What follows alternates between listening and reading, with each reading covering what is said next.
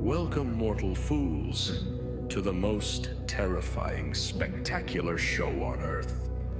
Fasten your seatbelts and hold on tight. And take a ride with the Dark Carousel Podcast.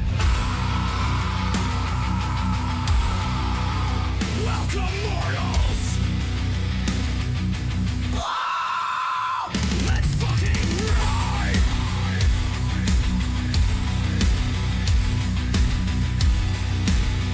On the DCP!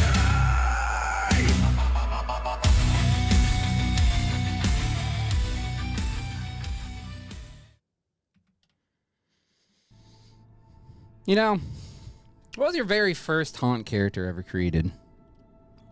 And was it trash, Mr. Sweets? I was 7 years old. And is there a moment where you felt possessed by your character?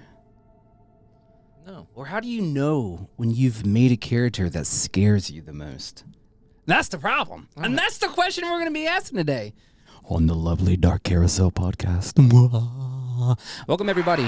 Welcome, everybody. This is your lovely host with your other host, Mr. Sweets, and your boy Snagz. And we were just going to sit here and talk about the origins of a monster, where we came from as a monster. That's the cool part. We'll do a little recap of what we talked about last week. We talked to the lovely Dinwiddie the Clown. What do you think about that guy, Mr. Sweets? Yeah. He was a cool dude. He's a cool feller. Especially... Well, again, the cool thing about that, the whole episode there, it took us on to another ramp of more people. Yeah. And their head artist, Mandy, she sent a request on Instagram to follow Sweet, stuff like that, and I got to see some of her stuff on her page. And goddamn, dude, she's got some... It was pretty cool stuff. Yeah. Pretty cool stuff. And I guess she's sponsored by Pro Air. Mm-hmm. I think that's pretty badass. But dude, she puts out some work. And I guess another makeup artist, Jess FX, I think her name is on Instagram. I think she is another makeup artist and another phenomenal artist, like hands down. And the fact that Dinwiddie is like such kind of a new beginning in the haunt world, because he said this is his 5th year. He's going so far with it. So, dude, keep it up with what you're doing, dude. Yeah. But that was a fun little episode, fun little interview and stuff. And we're doing differently. If you guys have like Followed in the past. We mainly focused on like haunt owners and how their stories and stuff. But Now we're coming after the haunters. The haunters. We're coming after you, motherfuckers. So you better be paying attention to your little inbox, because we might be popping up in there. We might be coming to your town next. Yeah, you better watch out. You better not hide, because guess what? We're going to find you. No, but it was a really cool opportunity to sit down and talk with the gentleman. Guy goes by Dinwiddie the Clown, a.k.a. Christian. Hands down, a really cool, fucking humble person that is just down. Sounds like he's down for everything. Puts the fear in customers and scares the living shit out of children, and the chainsaws and how tall he is. I guess he goes by Tree because of how tall he is. He's one tall motherfucker. But the thing is about building that character probably didn't really take long for him, since this is his 5th year doing it. But that's sometimes you get the luck of the draw. Sometimes it does take forever to build your official character, and sometimes it just comes out of nowhere, and then all of a sudden you're just hooked on it.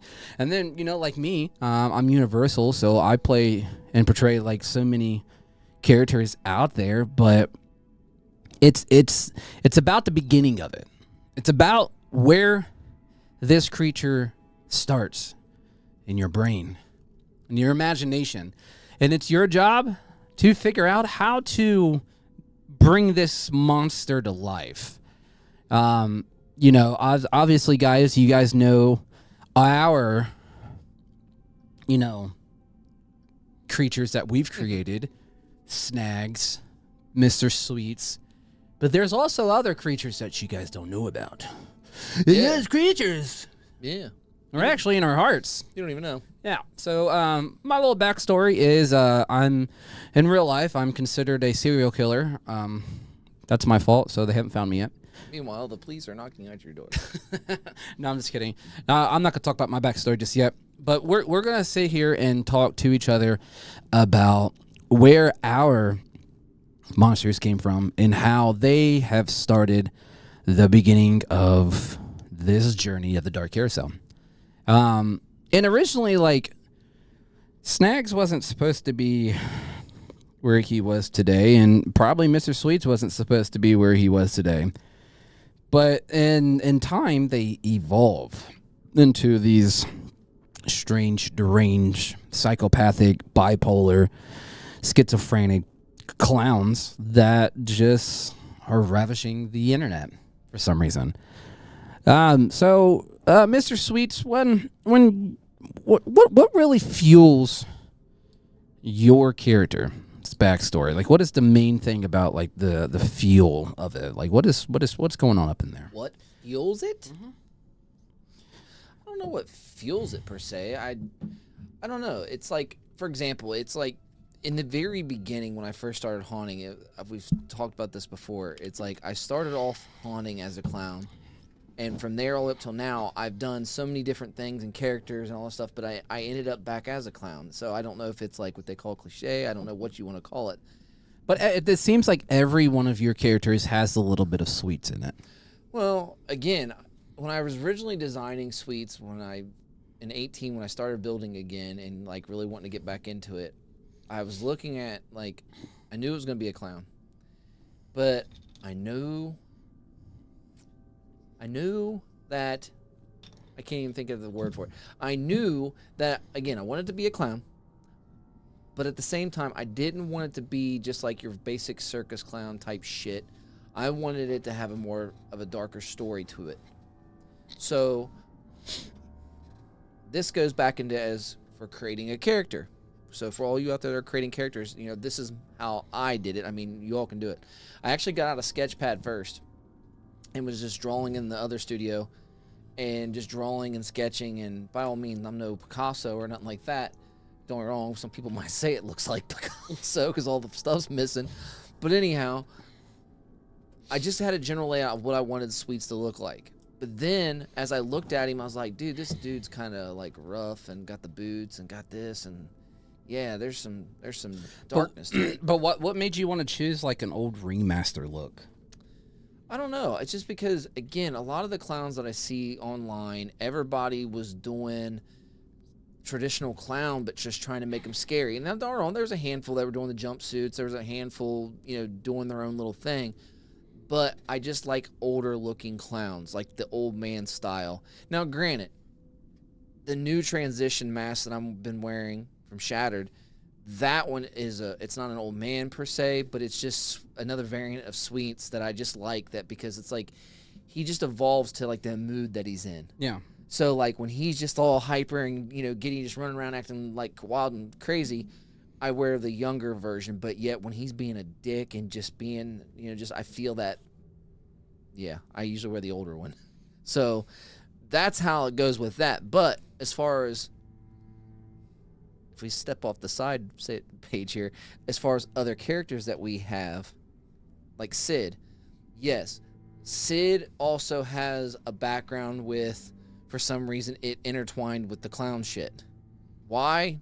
It just ended up that way. I don't know. So, yeah. And then it's like Sid also has other parts to him, like the possessed puppet. Yeah.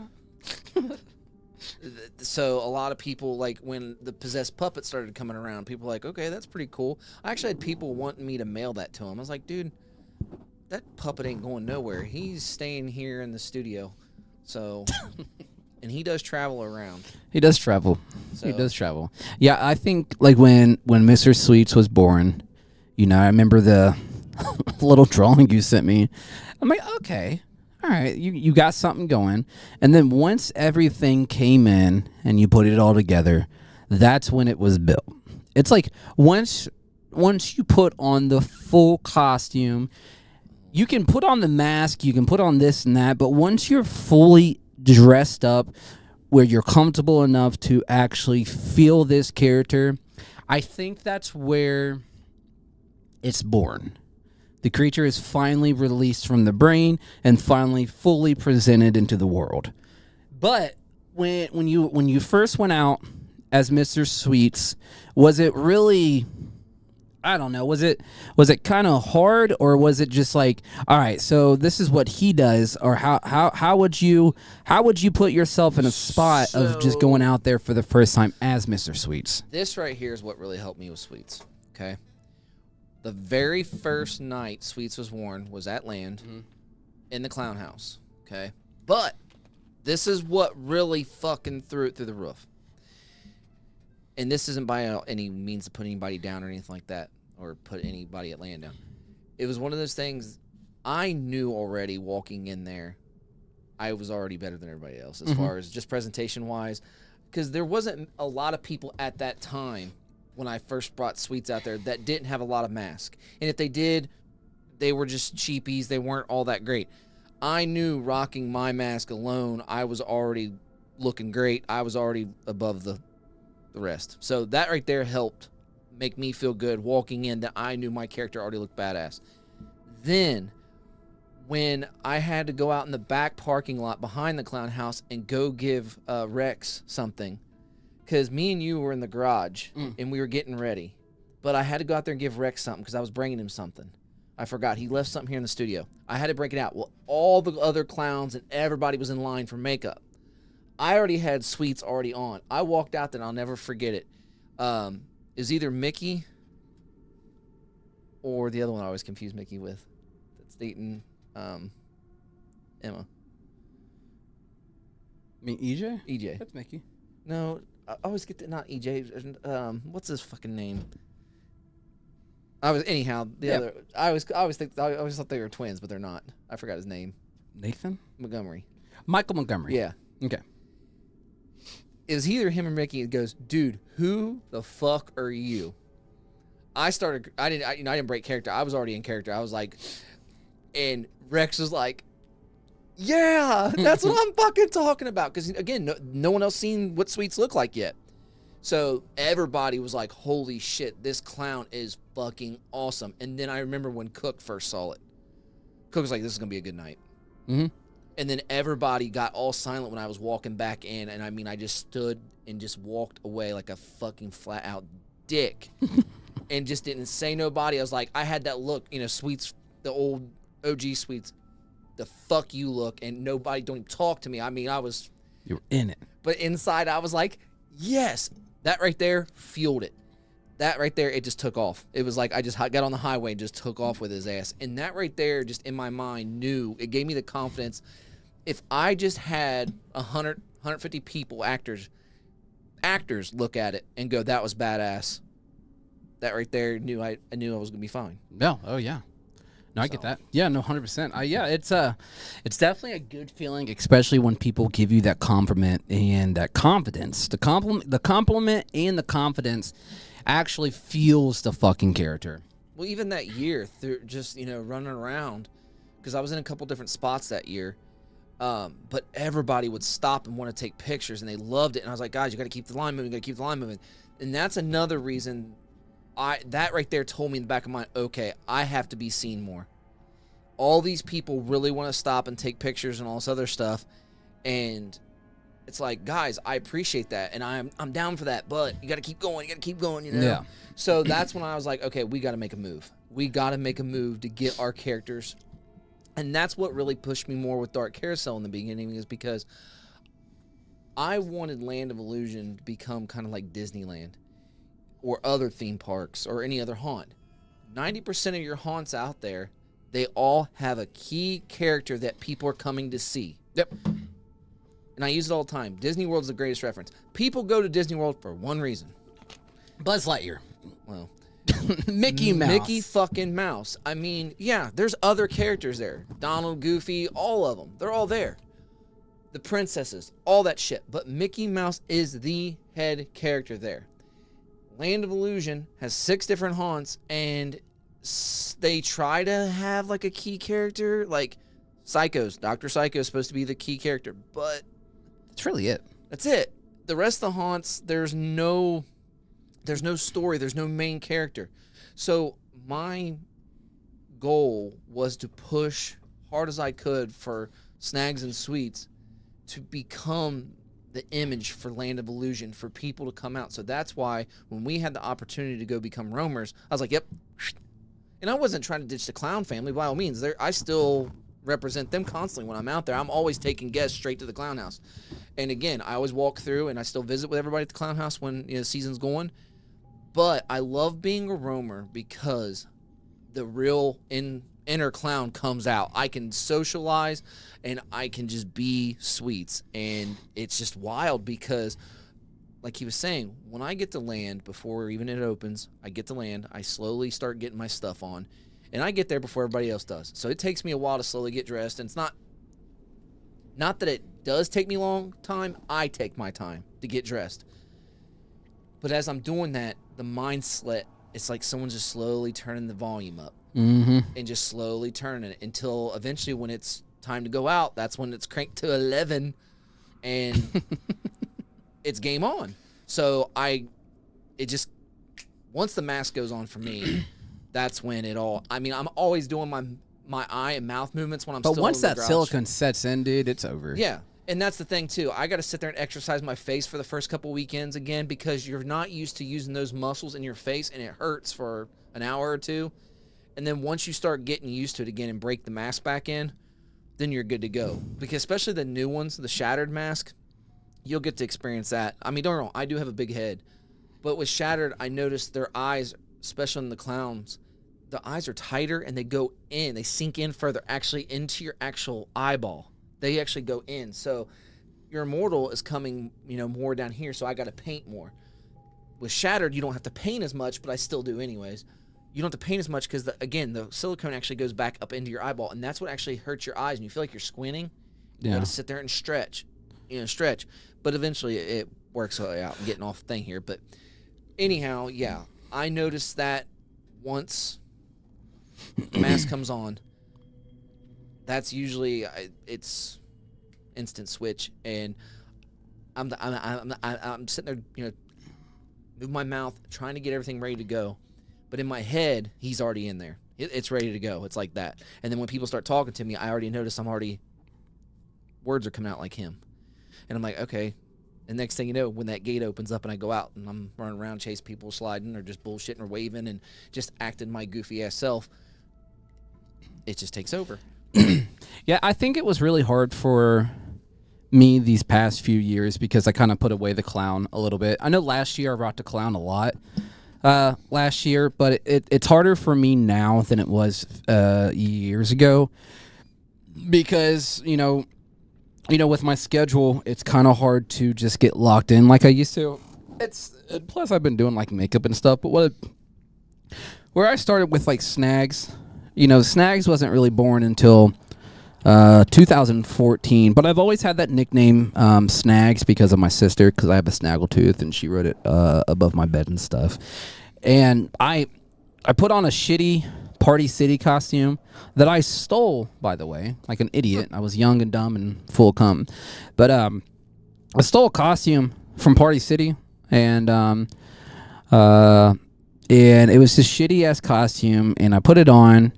But then I didn't really have a job, dude. I was going through hard times. It was like a few months before my mom died, and I was just living stupid. But anyways, that's besides the point.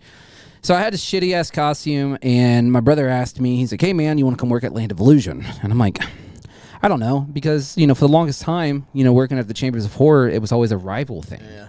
Huge rival thing. So it was always a big no for me. No. So, but at the time, I wasn't working at Chambers of Horror. I was working at Springboro Haunted Hayride, and I was a clown. But no, I was not a clown. I was Moss Man. That was a different time. And I was a Moss Man. But it was still fun because I interacted with the customers and stuff. But once I actually got out there, Snagz was born. The name. This high-pitched, annoying fucking clown wearing a shitty costume, glowing like a motherfucker because at the time it was 3D. was puff and paint. it was puff paint. Well, we didn't have. I didn't do the puff paint just yet, and I was wearing this shitty makeup, and I'm like, okay. But then I discovered a mime, the mime that spoke. But once that mime was given a chainsaw, I was the loudest fucking mime all the time. And I kept on getting like best actor of the night, and I was like, all right, let's just keep it up. My second year was wait a minute, 2015. Okay, so my second year is when Snagz really started to develop into this anarchy clown. And I started a trend at Land of Illusion of gagging and starting the anarchy stuff. So the whole clown started this punk thing, and we were just these anarchy clowns.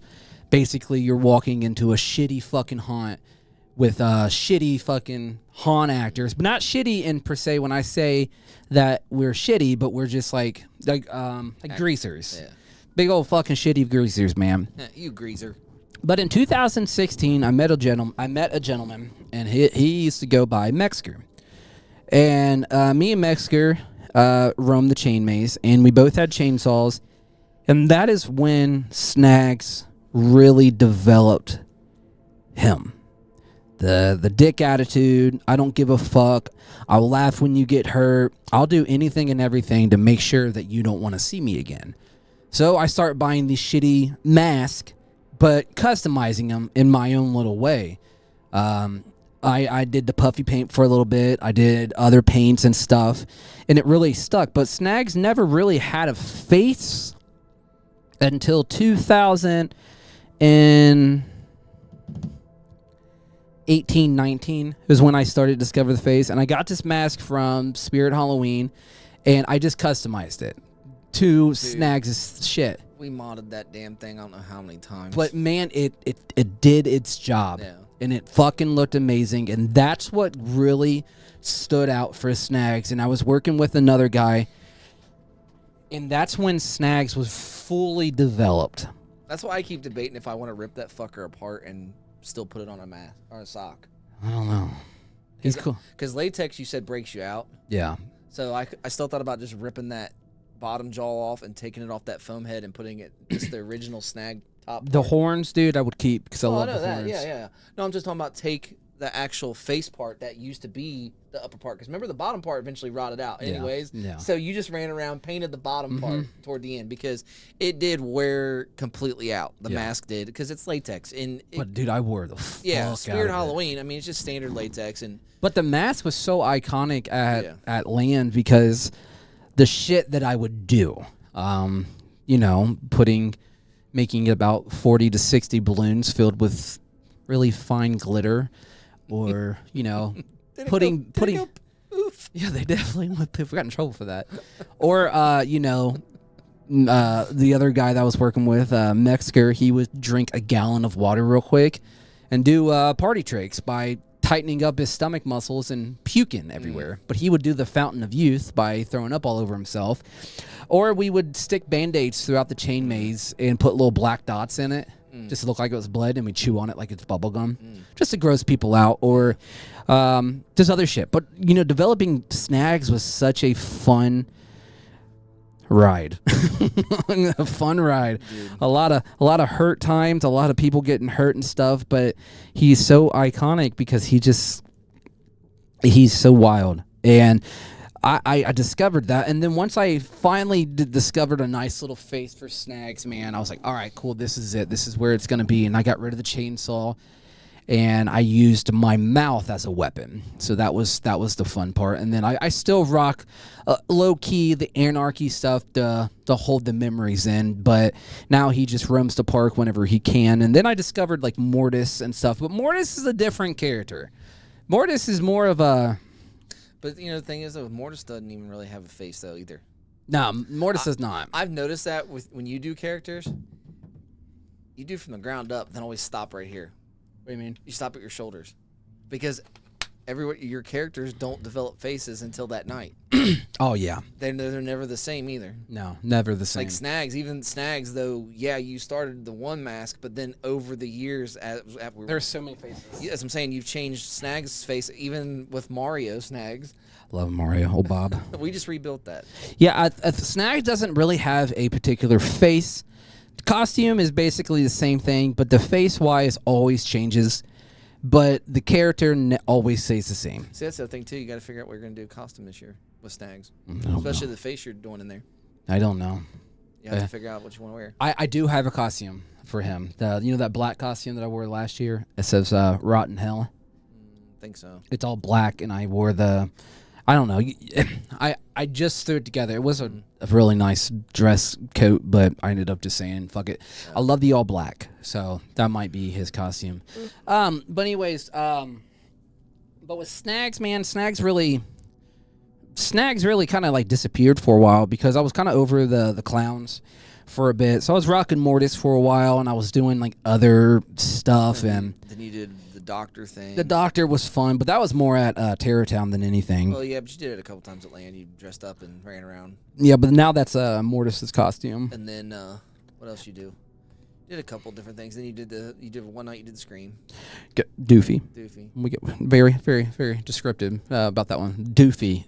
I think that was probably the most fun I've had in a long time before my dog ate the mask. But that was a really fun fucking time. But it's nice to change. I'm looking at that mask, the beard mask over there, and I'm just like, oh shit. Yeah. But yeah, it was fun to just do my thing. My story's a little bit different than his. Mine was just it developed throughout the years and stuff. When I worked at the Chambers of Horror, I was I wore this. I don't even know what kind of mask it was, but it was 2006 to 2007. Around that time where I was wearing a shitty-ass mask, and then I was working these fallen pictures, and then I did the moving wall, and then I got into the Elevator. Did the Elevator for a little bit, but that's mainly my two areas. I never really done anything else except for the Butler. Did the Butler. Butler never really had a name. And then I went to Springboro Haunted Hayride, and I did Mr. Moss, and that was fun, but also kind of boring at the same time because they gave me a full silicone mask, and I was like, bro, it is too hot for this. So I started painting my face, and I turned into this like hillbilly thing, dude. I don't know what the hell I was doing, but I was just doing stupid shit. And then I just started, building. And then I started building more and more, especially on the off seasons. And, Snagz started getting more involved into other haunters across the country and stuff, and I was introducing myself to other people. And then, Mr. Sweets and I finally, collaborated, and him and I sat down and discussed on making a show, and, we finally came up with a really cool logo and a show name, and we just went for it. So, if you guys have watched the show from the Facebook days, it is a big change. Yeah. A major fucking change. Yeah. So where we stand today, we're a lot more comfortable to talk to you guys, without the costumes and without the mask and stuff, and to tell you it's a lot to put on. It is a lot to put on, and it's kind of low key, kind of hot down here, but it's fun. But the more of becoming this character, dude, you got to look the part. You have to look the part. And that goes with scenes. You can't just throw yourself, not even just a clown, in any hunt. When it comes to putting yourself in a scene, you're not going to put a clown in a hillbilly scene. It doesn't really make sense. It could if the costume made sense, but it just doesn't make sense. If you put a zombie in a spider room, it just doesn't make sense. Maybe it's a zombie spider. It could be, but we're not talking about that. But when it comes to you got to find the proper costume. You gotta look the part. You even gotta smell the part. Not being stinky. Motherfucker, wash your balls. Oh, no, there's some... Wash your balls. There's been some nights you put some weird shit on. Wash your vagina. Wash it all, guys. And ladies. Make sure you don't stink. And when you go home, go shower. Yeah. Just wash that shit off. Don't go all weekend. Don't go all weekend with the same makeup. It's gross, and hygiene is very important. And honestly, customers don't like it, and your people that are working with you, they don't like that either. Yeah. But you got to choose the proper stuff. The face paint, the colors, the costume textures, the story. How are you going to put yourself out there? So like when we're not talking about ourselves now, how would you, Mr. Sweets, if you were starting a new haunt and they gave you X amount of days to build a character, Okay. and they told you this is what you're going to be doing. You are in an old barrel room with low lighting, and there's really no theme to it. Old barrel room with a few black lights, few strobe lights. What is your crutch? What is your texture? And what is your character that you're building? Well, just like a room filled with barrels, aluminum barrels or steel barrels. Barrels, so automatically if it's like barrels, like say like just regular steel drum barrels or whatever, like that, old oil barrels or whatever like that. So automatically it makes you think kind of like factory wise. So therefore maybe like something like a jumpsuit, something like that. That's, of course, you know, that's been Distressed and stuff. Yeah, shit like that. Stains, shit like that on it. Boots. Like old work boots? Yeah, and then possibly some gloves, whatever. Just whatever you feel as a character, like what'll help you out. Black light. If there's going to be like black lights help lighting the room or whatever like that, you're going to want something that pops. Like too much pop or like just enough to be like, oh, okay. Well, again, it all depends on your approach. Yeah. So if you think you're going to do some sneaky shit, and therefore no. Hide in the shadows. Yeah, you're going to be hiding in the shadows. You're going to be walking out from these barrels. So therefore, if you have black lights and you're doing the sneaky approach, then you want the barrels to have more of the attracted. Yeah. That way people are kind of focused on it. That way you have the element of surprise. Now, if you're one of the people that you're going to be the outgoing person, stuff like that, then yeah, you could put some stains on you that are going to glow a little bit, whatever, make you look good. But you better be one, just a hell of an actor that's going to go out there and really blow minds. So what would you use as a crutch? Crutch? Oh, you could bring in tools, you know, to help you out. You know, you could bring in a big old fucking pipe wrench or some shit and, you know, bang the fuck out of the Or like drums. an end of a jack? Something. Yeah, you could bring in some type So of you can tool. make like a nice little pop scare. Yeah, Pow. something you can bang on them fucking drums and shit. Because Lord knows people used to do shit in the clown house. Yeah, we used to Used use to- stop signs. Used to fucking tear shit up in there. Yes, we did. Yeah, I think like an old scene like that would be pretty fun. Low lane fog or just real thick fog and stuff. And you know, Well, if you can get the dry ice machines and keep it low fog, then yes. Because that's the thing about a lot of haunts. They overdo fog, and it's like everybody does it. The low-lying fog, if you can keep it low, I think that's better. Or like when we go to the conventions, like Froggy Fogs or whatever. yeah, Dude, some of them booths they do where the shit's chest high. that's cool. That shit's crazy. Yeah. Because it stays right in there, and then they put the lasers in there with it. Oh yeah. That fucks with you because you can't see what's below the fog. Yeah. So therefore, you don't know who's crawling around down there. But But usually with people that act in those, don't really have a lot of detail. No, Because that's just more of a movement scare. yeah, I've learned with rooms that don't have a lot of lighting, don't need a lot of detail, especially like as a makeup artist and stuff. You don't want to do a lot of work on somebody because I figured this out before and it really pissed me off. This guy came up in here at the makeup room and he said, "Hey man, I want this badass skull on my face. I want to look like this. I want to look like that." It's like, all right, so where are you at? And he told me he was the torch victim. But then I didn't really see the torch scene, not the victim, but the torch person. I didn't see the scene because it was the first night. Mm-hmm. So, anyways, I worked on him. I gave him a badass fucking skull in the face. One was burnt, one was a skull. Gave him all this shit. And after I got done with makeup, I walked through as a makeup artist, and I was just looking at all the haunt actors I created. You can't even see him. Yep. I'm like, dude. You wasted all that time. I'm like, motherfucker, you wasted my product. Yeah. But that's what makes me mad. If you're going to go into a makeup room, make sure you know where you're at. Yeah. Don't just say, "Hey, I'm a victim." Okay. But what scene are you in? Is there low lighting? Is there bright lights? Is there blood? Whatever. Well, and that's the key thing too, though. That's one thing that I will say as far as makeup artist, know your haunt. Mm-hmm. Walk the haunt earlier in the season before it starts. Get to know all the scenes. That way, when an actor does come to you, if you don't really know the actor, you can go, what scene are you in? What are you doing? That way, you already know in your mind that area and what they need to look like. And it definitely helps doing that. That's why a lot of the times, like before I go out on the floor and act, I'll go through the haunts. Even as an actor, I go through the haunts because it helps me see these people in action, or just if I'm just a normal customer in my normal self, it helps me to be like, all right, so I know what I need to do with you next time, or this and that. But the biggest problem I've learned at Land of Illusion, they constantly switch people, and it kind of discombobulates and you. then that's the thing, though. But that's because each manager has their own opinions, and they think, oh, well, it's good to move them around because it helps strengthen them. No, it does, but it doesn't. But don't do it all the time. Maybe like for 2 weekends. If but you're testing the waters, fine.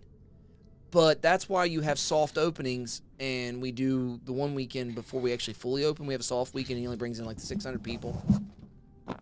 All right. I thought it. So if you do a soft opening, and then you, as the manager, you walk through with groups and kind of watch the actors, okay, they do better here, or this person will be better here. This energy's better here. You have, all around, you get a better idea of your actors that way. Because otherwise, if you just keep moving around, they're never going to find that comfort zone, unfortunately. And then communicate. Does it stink that bad? It's so good. It's not good. See, we were just talking about don't smell. Yeah, but don't smell. I'm sitting here tooting. Yeah. But okay, but here's the thing: the do's and don'ts. I hate that. Everybody does it. I fucking hate that. The fucking the pig snarl. Everybody does it. God! That or the famous line. Do you want to play with me? What are you doing here? I paid for tickets to come through. Don't ask me where the fuck I'm going. Yeah. Don't say boo or roar. If you are in a scene that is open and you have a few seconds with these haunt actors, you have time to talk. So if you just pop scare and just stand there, you fucked up. Yeah. You better be ready to say something. You something. better be ready, and you better take them and rip them apart with your fucking mouth. Because then 90% of these customers, man, I'm telling you, they will come back and say something smart and catch you, and you'll be like, you'll look stupid. They'll walk all over you. Yeah, so you better be a quick thinker and be able to come up with a comeback, And if you don't, again, you just look stupid. And see, then that's why I can't go through haunts, because I laugh. And I talk shit. I get in trouble because, like, for example, back in the day, like when we went through Kings Island's haunt, dude, I was fucking with the actors hard. I was like, the best one, I even had the people behind me cracking up because this one guy kept getting in my face. He kept asking me stupid questions, and he had the fake blood and the scab stuff. I was like, you keep picking that, it's never going to heal. Just shit like that, just saying shit back to the actors and just to see what their reaction was, and they had none. They couldn't come back with nothing. And then half the time they would shut down on you. So that right there made me laugh. And then they'd go crying to their managers. It was no different when we went to USS Nightmare with a bunch of land people. Oh, my God. And we were walking around, and the manager was mad because we embarrassed their actors because we were laughing at them. Because the only thing they were saying was, go see the captain. Go see the captain. Go see the captain. Every scene was go see the captain. And then we never seen the captain. Well, no, remember we did because what's his face? Was going behind the scenes because they had those screen doors. Oh, yeah. And he went behind the scene. The DJ at Land. The one DJ Lutz. No, the one kid. Christian. Yeah. He went behind the damn thing. I was like, dude, look, Captain, there's a guy going behind your scene. So, and we were cracking up, and then even the captain just stood there quietly. And he just stood there, and it's like, dude. And your biggest, I think, when it comes to character development, dude, watch horror movies or just watch movies in general. That helps a lot. Really, really, like so much. Use animal instincts. Use how they approach people. Don't just, like, if you're a silent character, don't be afraid to approach these people in an awkward way. Yeah. So if you just stand there and just watch them walk by, brother, you're not scary. Yeah. Body language is the key thing to being a silent character. Michael Myers is probably, I would say, one of the hardest people to have because, one, you have to look the part. Yeah. If you have a shitty mask or a shitty jumpsuit or a shitty knife, no bueno. But if you walk around and do your thing, and how Michael Myers doesn't really use his neck. He just uses his body.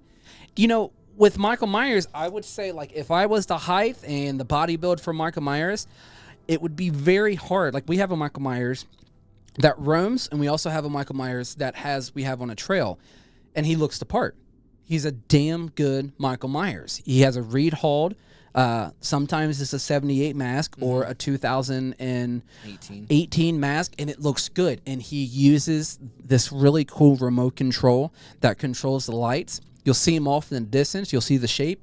And then he turns off the light, and then all of a sudden he like runs forward, and that light turns on, and he's right in your fucking face. And he does it so well. You can't break character. You can't act goofy. You always look the part. One thing that I've learned as a roamer is you have to look the part 360 degrees, no matter what. You were always in character, no matter what. You missed 5 degrees.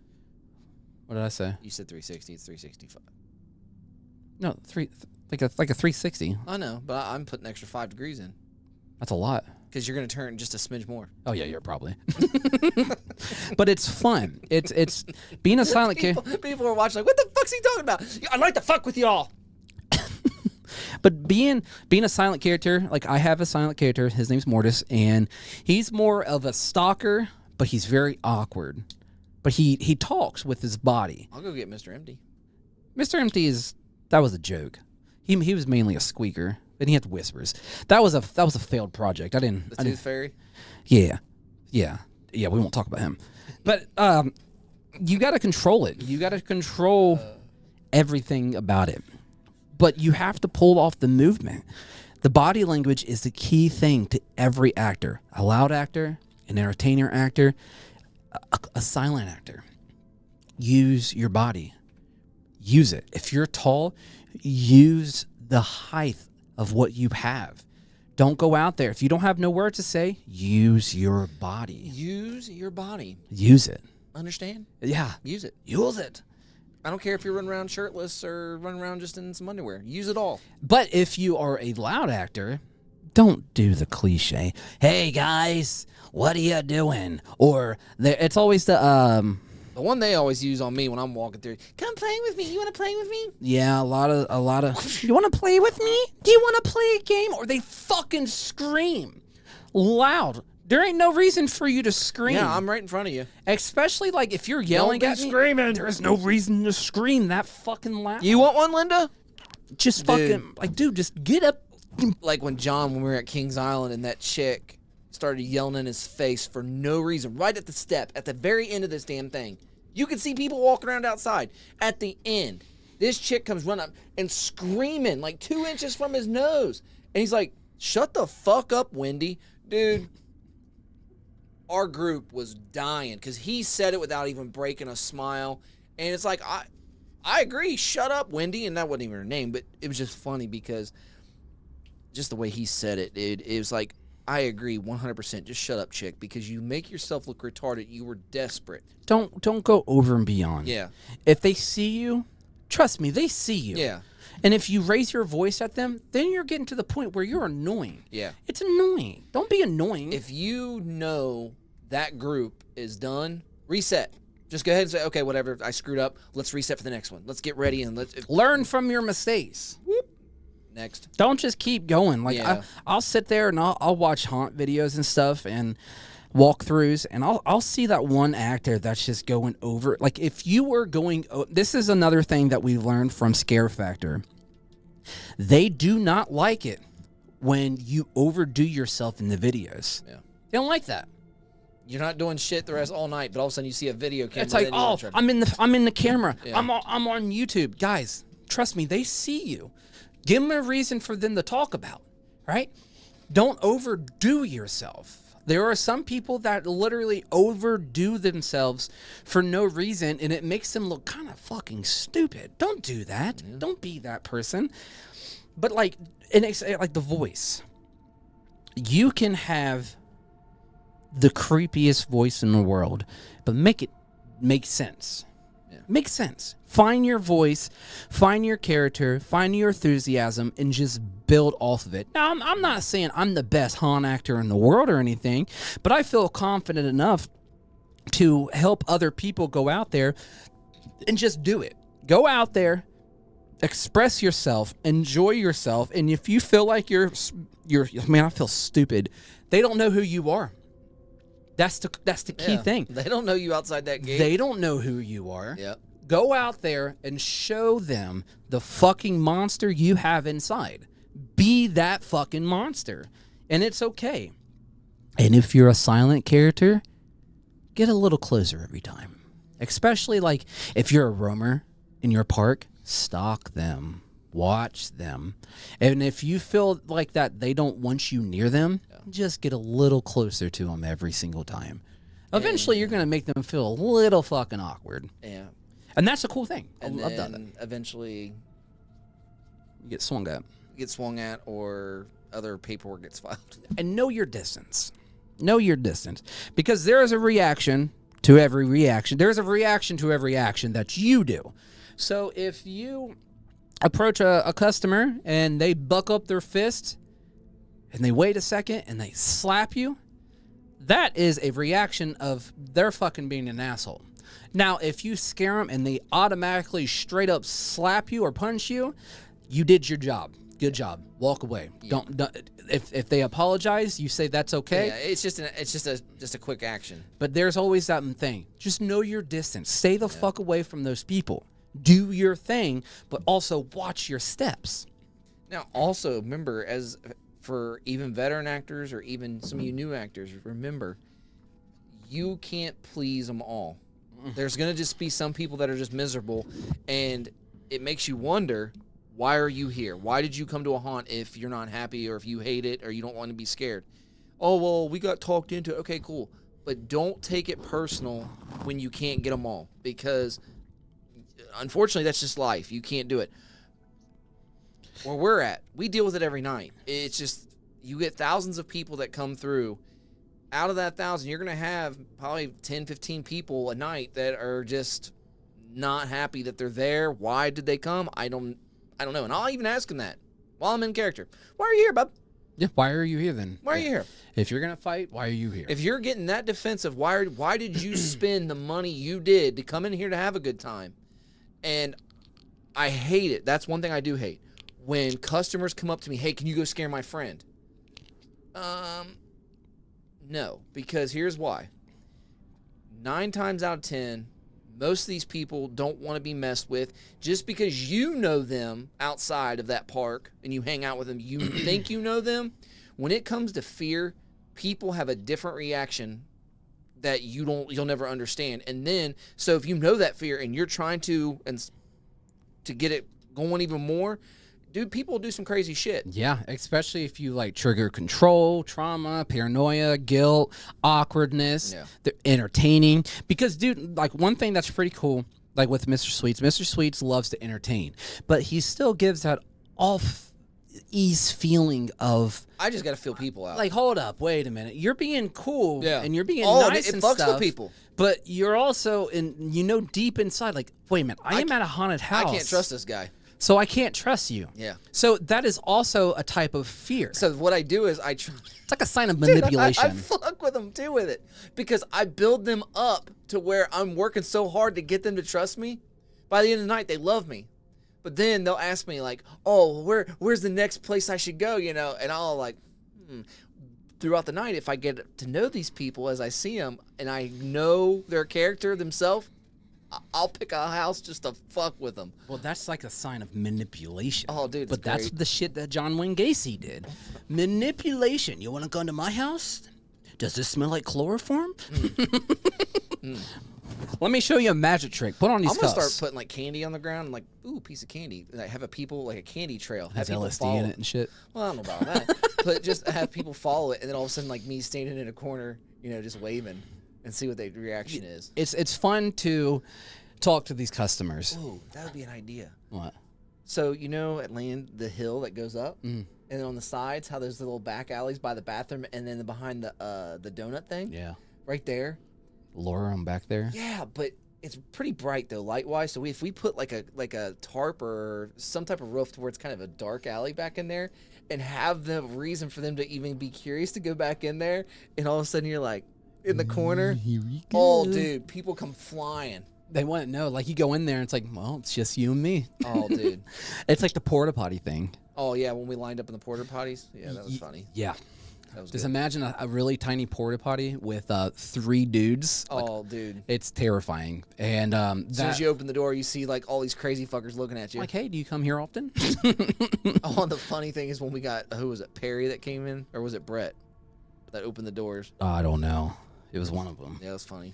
I know with, like, throughout the years of character developing, it's hard. Especially, like, your character is not going to be the same throughout the year. It's not going to be the same. Because you're going to buy objects, you're going to buy miscellaneous shit throughout the year.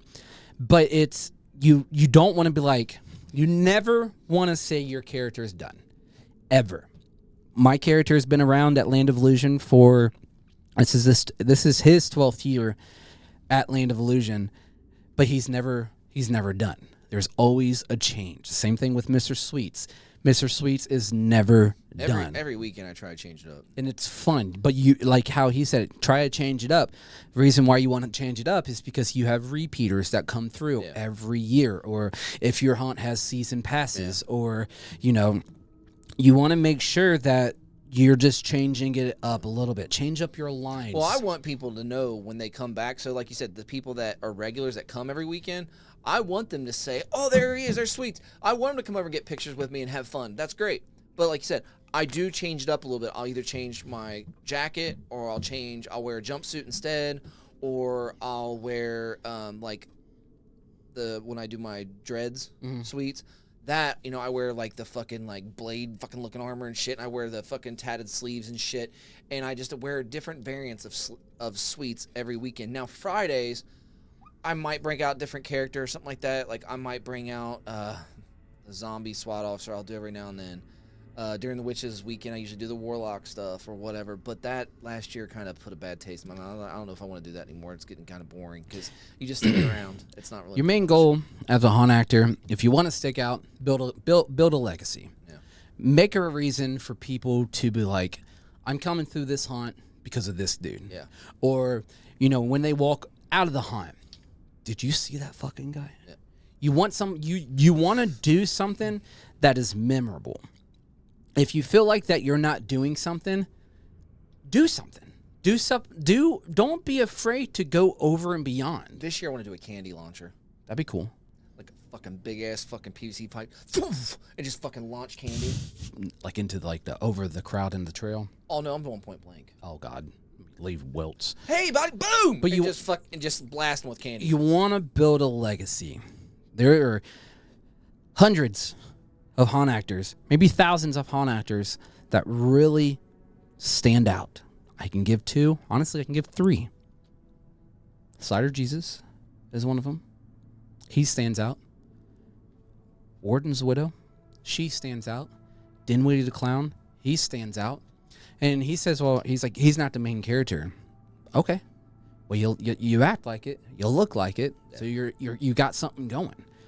Once you start, don't be afraid to talk. Yeah.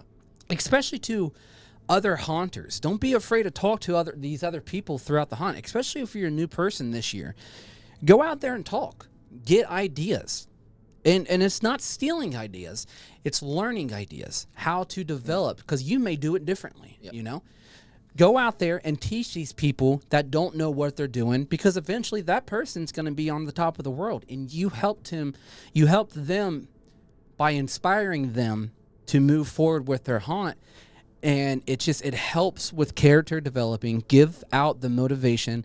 Go out and compliment people that are not, like, if they feel like they're a little down, a little low, give them, like, dude, you did a fucking great job tonight. Your costume looks amazing. Even if it looks like shit. Yeah.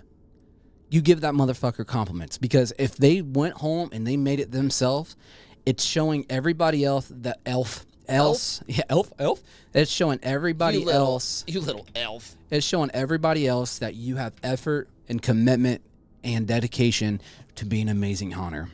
I think that's like the biggest thing when it comes to everything. Now, Mr. Sweets, I'll tell you my 3 rookie mistakes, and what are your 3 rookie mistakes that you've done? So my 3 rookie mistakes are stealing someone else's scare. I think everybody's done that though. But that's a rookie mistake. But it's not done intentional. It's an accident. But if like you're in there, now, I do know somebody that used to do it on purpose. Oh. Who? Let's just say this: we've seen his mug shot. Oh yeah, yeah, oh yeah, yeah. We definitely seen that. Stealing someone else's scare, jumping out at the wrong time, because it's like you just don't jump out automatically. You wait a second. And then the third one, getting too close. Getting way too close. Absolutely getting way too close. What about you? Well, I mean, pretty much everything you said, everybody's done. So me, since I slide a lot, my rookie mistake, my first year sliding, which I still do it every now and then, but I'm pretty good. It all depends. I got to get the feel for the customer.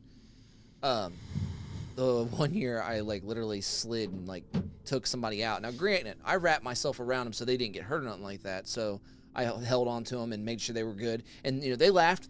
Everybody was cool. So that was my fault though, and I apologized and I moved on. Second, I'm just trying to think of some stuff that mistake. Again, touching people. You're not supposed to, at our hunt, you're not technically supposed to touch people. I've accidentally touched people. But again, you get a feel for them and okay, they're cool. It's not like I'm like, oh, you motherfucker. Hey, it's more like a scare thing. You're just trying to get their attention type thing. So I've done that. And then other than that, I don't know off the top of my head if I have a third one. Because again, I try to be cautious for the most part making mistakes because I don't know, it's just I'm hard on myself when it comes to that stuff, so I try my damnedest not to fuck up. Yeah. So. Yeah, everybody makes mistakes, but you got to learn from your mistakes. If you don't learn from your mistakes and you keep fucking up, then this industry is just not for you. But your guys' biggest thing in veterans and rookies and stuff, be confident. Have fun with it. You're the reason why people are coming to these hunts. Make sure that you make a name for yourself. Don't be afraid to go out there and ask. Don't be afraid to try different things. If you fuck up, learn from your mistakes and just change the way you do things. If you want to make a name for yourself, go out there and fucking make a name for yourself. That's a big thing. Give them a reason why they want you to keep coming back to this hunt every single year. Make a fucking name.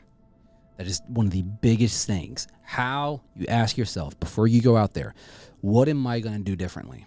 How am I going to make an impact on this hunt and show them that we are getting through this? We're going to have fun. Be a fucking supporter. Support your team, support your customers, and always watch your surroundings. Just watch. Be the person that you are. I didn't want to hit with copyright. Be a person that you are. And show the people that you're the fucking hunt actor. You are the fucking light of this fucking storm. You are the tornado of this fucking cloud. You are going to fucking send it. Fucking send it. Send it. But I think with that being said, guys, character development is very stressful. It's very hard. Can be expensive.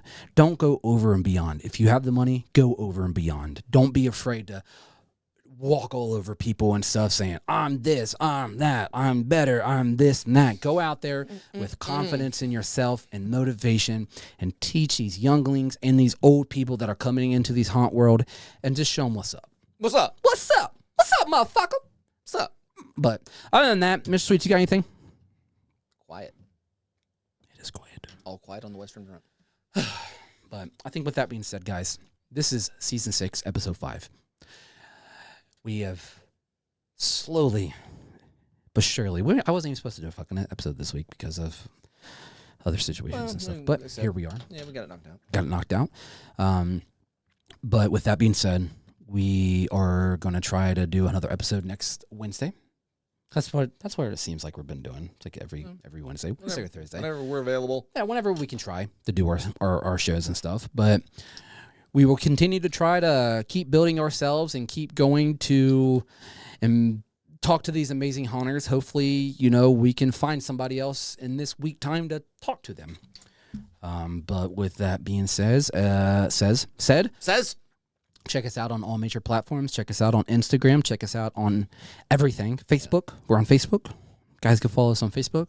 And guys, message us and show us your haunt character from the beginning until now. Show us what you guys look like. I want to see the difference between everything that you guys done. So message us on Instagram and follow us on Instagram. Kind of like a little flip book, from the beginning all the way to your I want to see it. Main character. I want to see it. I want to go. We will literally post the pictures that you send on our Instagram to show everybody. We'll make a little slideshow. And we'll tag you guys and everything.